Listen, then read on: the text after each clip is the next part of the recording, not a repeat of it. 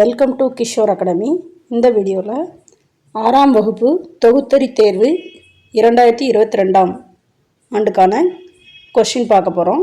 So மொத்தம் 60 மதிப்பெண்கள். முதல்ல பிரிவு ஆல 5 சரியான விடையை தேர்ந்தெடுத்து எழுதுக. 5 மதிப்பெண்கள். அதில் உங்களுக்கு சேர்த்து எழுதுக, பிரித்து எழுதுக, எதிர்ச்சொல் இந்த மாதிரி கொடுத்துருக்காங்க. அடுத்த 5 மதிப்பெண்கள் கோடிட்ட இடங்களை நிரப்புக. இது உங்களோட பாடத்தோட பகுதியிலேருந்து வருது. அடுத்த 5 மதிப்பெண்கள் பொறுத்துக.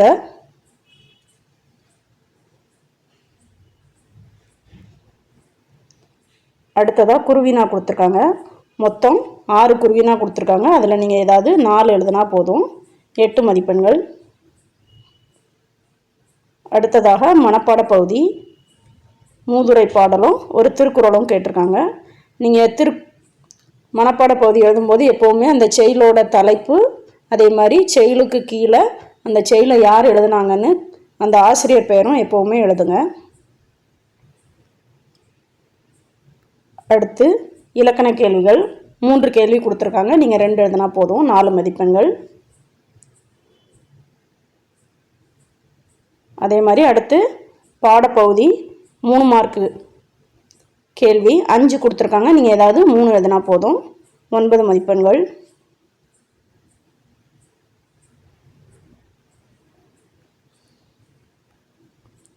அடுத்து 5 மதிப்பெண்கள் கேள்வி 2 எழுதணும். இது உங்களுக்கு 2மே அல்லது கொடுத்துருக்காங்க. ஸோ 32ல் அந்த கேள்வி இல்லைன்னா 33வது கேள்வி. அதே மாதிரி 34 இல்லைன்னா 35 அந்த மாதிரி எழுதணும். அடுத்து 2 மதிப்பெண்கள் கேள்வி கலை சொற்கள், இன எழுத்துக்கள், அகர வரிசைப்படுத்துக இந்த மாதிரி 2 மார்க் கொடுத்துருக்காங்க. நன்றி.